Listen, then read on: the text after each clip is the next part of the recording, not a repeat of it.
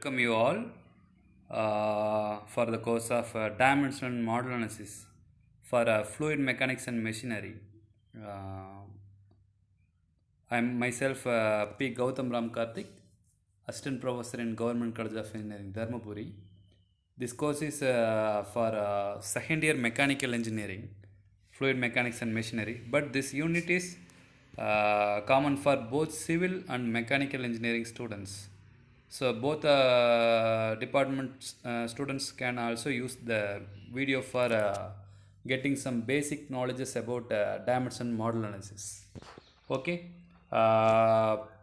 In this session, we will discuss about some contents in which we have to get familiar. Then I will tell about what other topics are important for in exam point of view, in competitive exam point of view, like that. Then we'll go through each and every subdivisions. First, need for dimension analysis.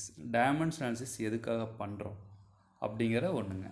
தென் அதுக்கப்புறம் dimension analysis பண்ணுறதுக்கு முன்னாடி we have to know the dimension for fundamentals.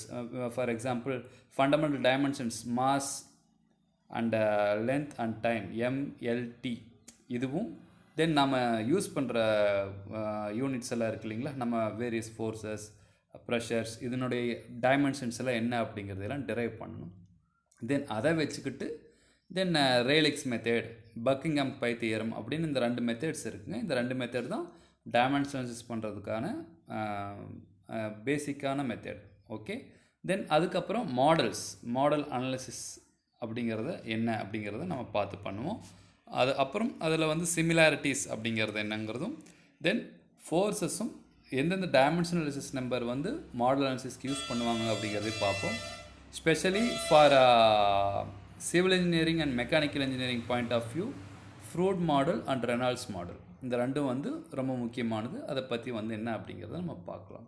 Okay. First, what is the need for dimensional analysis அப்படின்னு பார்க்குறோம். Okay.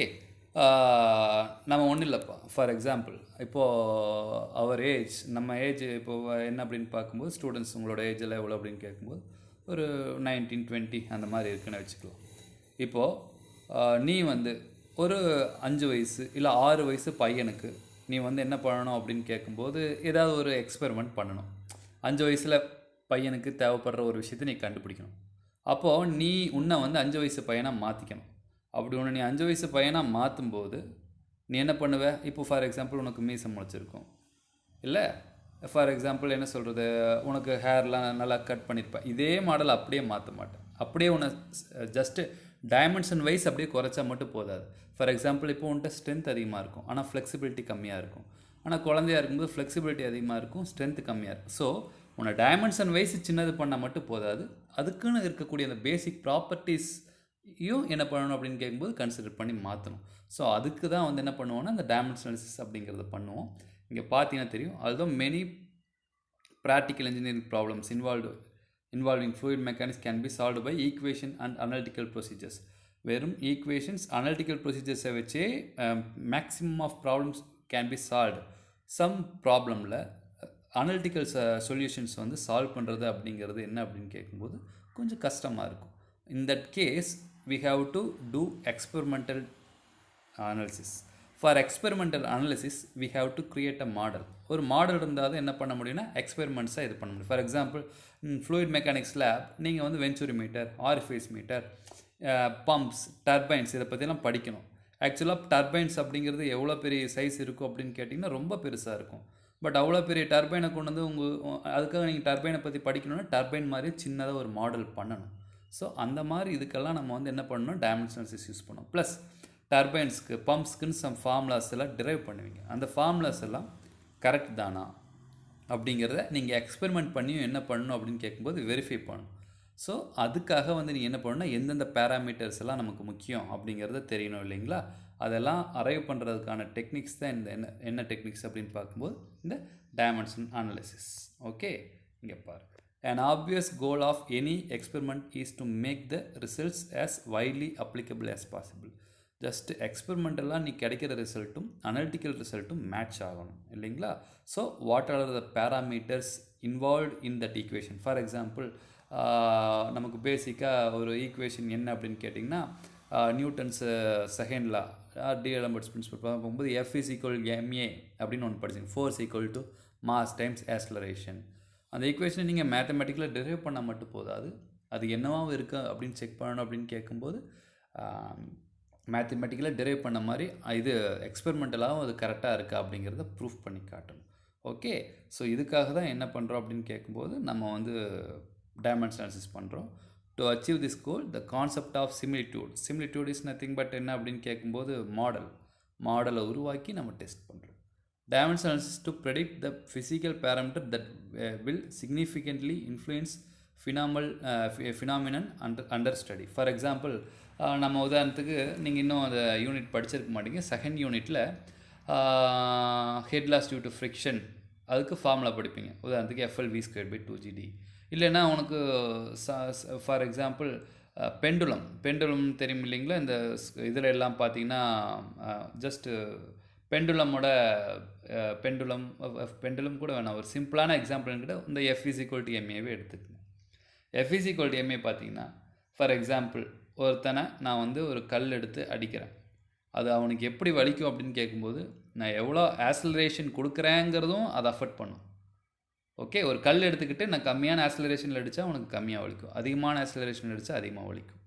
அதே மாதிரி இன்னொன்று என்ன அப்படின்னு கேட்கும்போது மாஸ். நான் ஒரு பஞ்சு எடுத்துக்கிட்டு சேம் பஞ்சு ஒரு கல் ரெண்டுமே சேம் ஆக்ஸலரேஷனில் விட்டு அடித்தா பஞ்சு போய் பட்டால் அவனுக்கு அவ்வளோ பெருசாக வலிக்காது. அப்போ மாஸும் இன்ஃப்ளூயன்ஸ் ஆகுது. ஸோ இதில் நான் ஈஸியாக கண்டுபிடிச்சிடலாம். ஒருத்தன் அடிக்கிறேன்னா அதில் அவன் ஃபோர்ஸை வந்து எதை டிபெண்ட் பண்ணியிருக்குன்னா மாஸையும் ஆக்ஸலரேஷனையும் டிபெண்ட் பண்ணியிருக்கோம் அப்படின்னு சொல்லிடலாம்.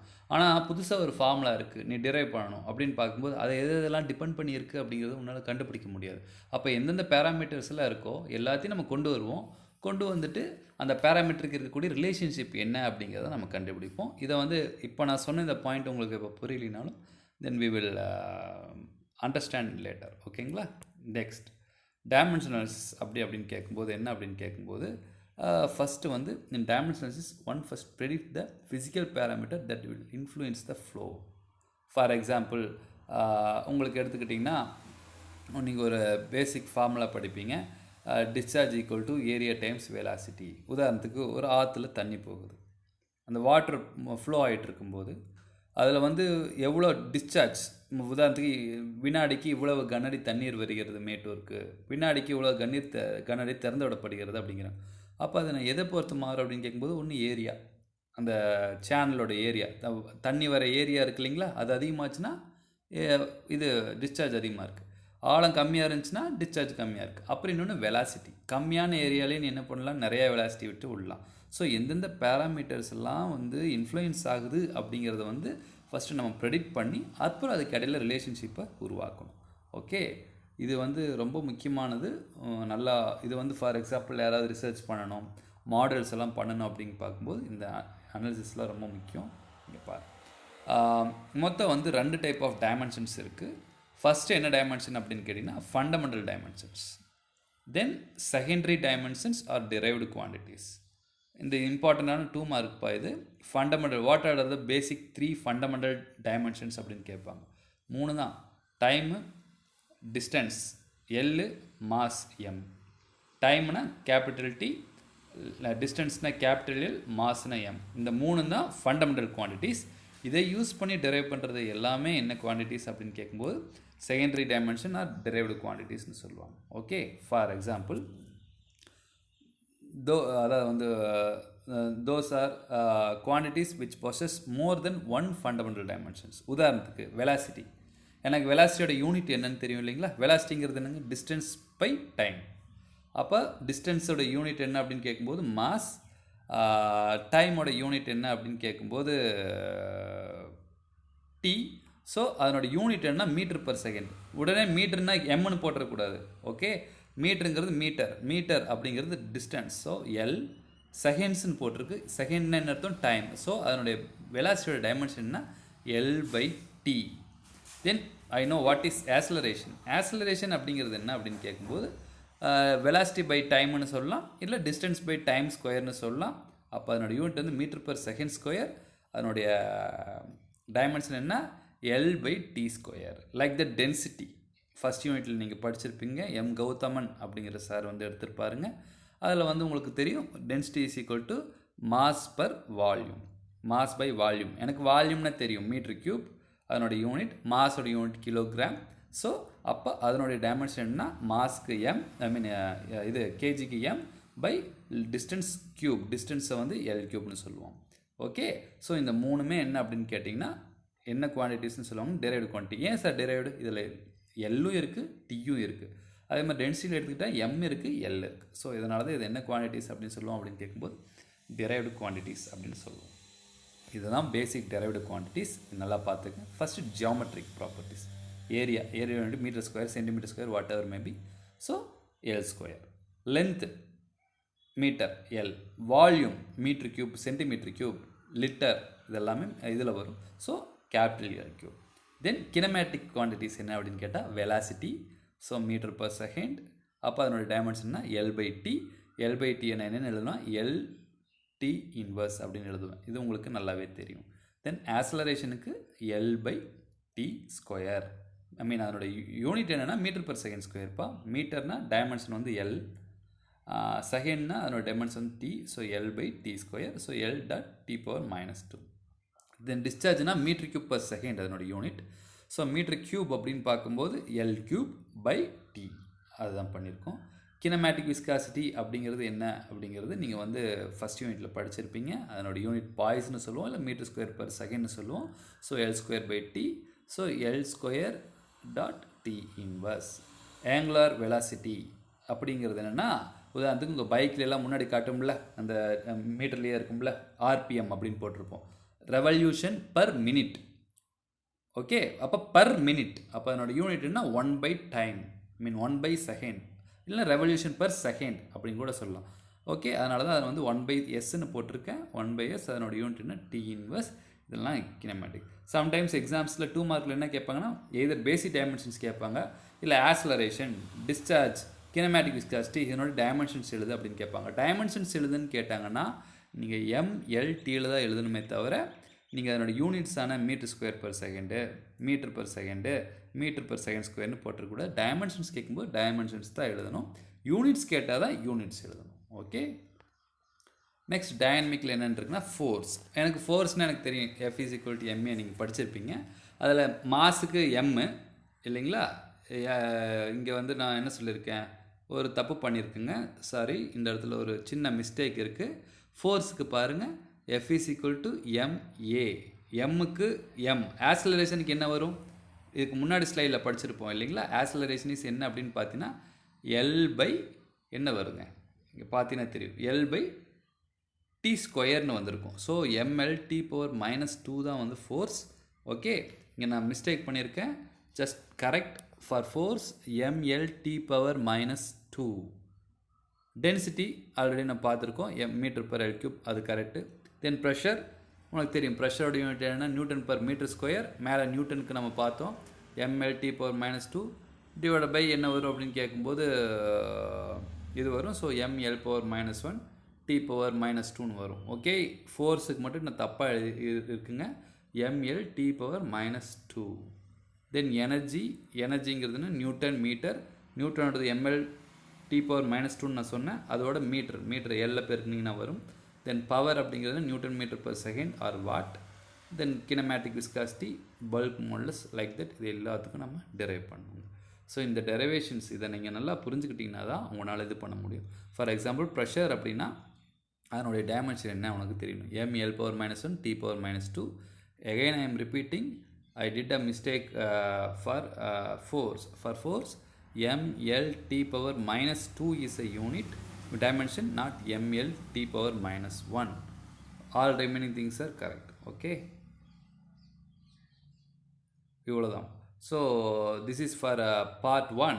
In this part 1 what we saw அப்படின்னு பார்த்தீங்க அப்படின்னு கேட்கும்போது what is the need for dimension analysis, then what are the basic quantities, what are the derived quantities.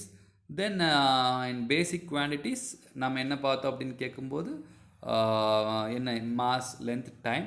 Then what are the derived quantities? In derived quantities, we split into the geometric, kinematic, dynamic, in which we derived units and dimension for all those cases. Okay, thank you. Then we will see in part 2 what are the things we have to see. ஓகேங்களா, நம்ம part 2வில் பார்த்தீங்கன்னா என்னென்ன பார்க்கலாம் அப்படிங்கிறத நான் அடுத்தடுத்து சொல்கிறேங்க. Just நீங்கள் என்ன பண்ணுங்கன்னா, டைமென்ஷன்ஸை நீங்கள் என்ன பண்ணணும் அப்படின்னு கேட்கும்போது நல்லா போட்டு பார்க்கணும். இதை போட்டு பார்க்கணும் மீன்ஸ் டைமென்ஷன்ஸை வந்து நீங்கள் டெரைவ் பண்ணி பார்க்கணும், சும்மா மெமரி பண்ணக்கூடாது. ஃபார் எக்ஸாம்பிள் ஃபோர்ஸா எம்ஏ, அப்போ மாஸோட டைமென்ஷன் வந்து கேபிட்டல் எம் தான். ஏ ஆக்சலரேஷன் டைமென்ஷன் LT⁻², அப்போது MLT⁻².